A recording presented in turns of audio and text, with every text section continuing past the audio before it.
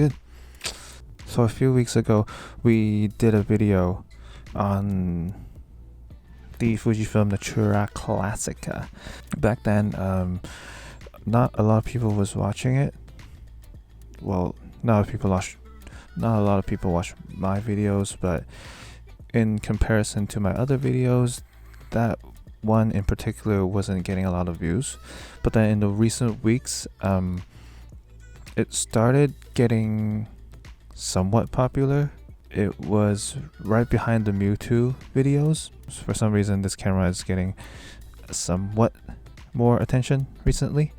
So I've decided to give this camera a few more roles, because besides what I've just said, I've also wanted to use this camera a bit more, because I realized that the autofocus in this camera is much more precise, or the hit rate is much more higher than the Mewtwo.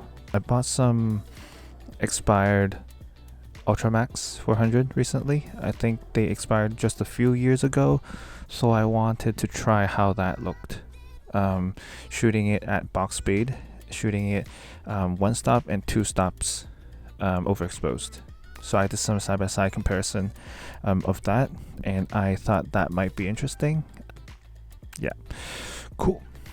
So these shots were shot within seconds of each other, and hope that doing these side-by-sides can make you guys easily visualize, how different is it to overexpose expired film. For me, I think that to stop overexposing this film, at least this roll of expired Ultramax 400, kind of changes its colors. It looks kind of washed out, especially in this one right here. But then in the next one, this one, it looks fine. The middle one looks alright. So maybe next time I'll shoot 1.5 stops over.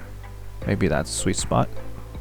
So as you can see, after using the camera for 2 weeks or so, I really like it because it's pretty much always in focus, unless it's not bright enough so there's a little bit of motion blur. Other than that, it's pretty good.